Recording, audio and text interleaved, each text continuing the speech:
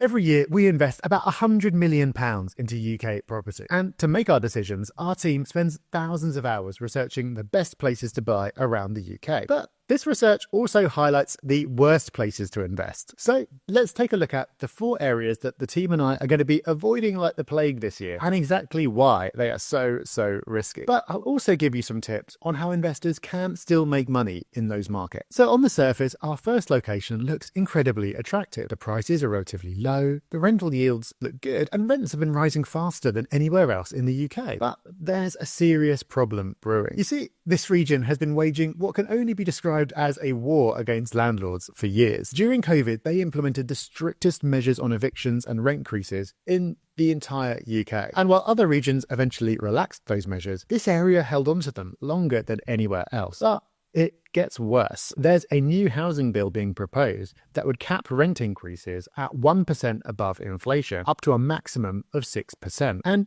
the impact of this is already showing. Major institutional investors are voting with their feet, with 9 out of 14 of them already declaring this region unattractive for investment. So where am I talking about? Scotland. And while Edinburgh and Glasgow might still attract headlines for their strong rental demand, and there is so much to like about investing here in general, the political risk is simply too high for most investors in 2025. Our second location is particularly interesting because it's right next to London. Now, despite a rocky few years, London is starting to look like a solid investment again, with house prices holding steady and rents going up, meaning that yields for investors are looking pretty good. But this nearby region is facing some serious challenges. You see, this area already has some of the highest property prices outside of London, but unlike London, it doesn't have the prestige factor or the international rental demand to allow it to shrug off challenges. So investors here are getting hit from 2 directions at once. The recent mortgage rate increases are hitting this region particularly hard because of those high purchase prices. And now investors need to pay 5% extra in stamp duty, up from the previous 3%. Those high prices mean that extra really hurts. But what's really concerning is the lack of growth potential. While areas like the Northwest and Yorkshire still have room for price growth, this region has hit a ceiling. Prices simply can't go much higher without becoming completely unaffordable. I'm talking, of course, about the southeast of England, the kind of commuter areas within an hour of London that are lovely places to live,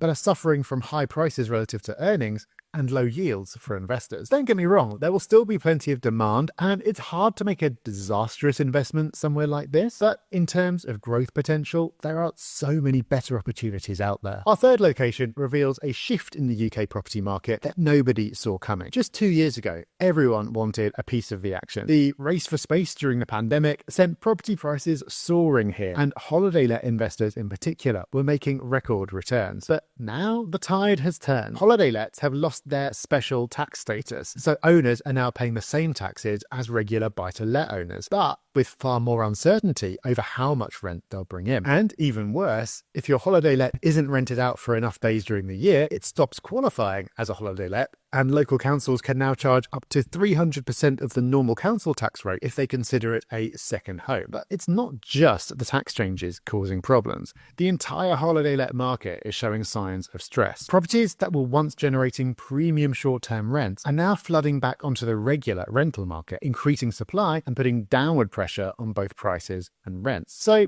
similar to number 2, number 3 is actually a category instead of a city. We're basically avoiding any big holiday hotspots like the Cotswolds, Brighton and parts of Wales. If it saw a boom in holiday lets during the pandemic, it's now facing this perfect storm of increased council scrutiny, changing travel patterns and oversupply in the market. And even if holiday lets aren't your thing, all of this is going to have a knock-on effect for the regular long-term rental market and sales market. So we will be avoiding it. By the way, if you want a more detailed breakdown of the numbers and all the investment areas around the UK, you can download our property toolkit in the description. And this brings us on to our 4th location, or rather another type of location that's showing some concerning warning signs for 2025. At first glance, these areas might seem like the perfect opportunity for investors. The property prices here are some of the lowest in the UK, which means you can get started with less capital. And with rising rents across the country, surely that means great yields, right? But here's what most investors miss. When property markets enter growth phases, which is starting to look more likely for 2025, it's not these cheaper areas that that benefit first. In fact,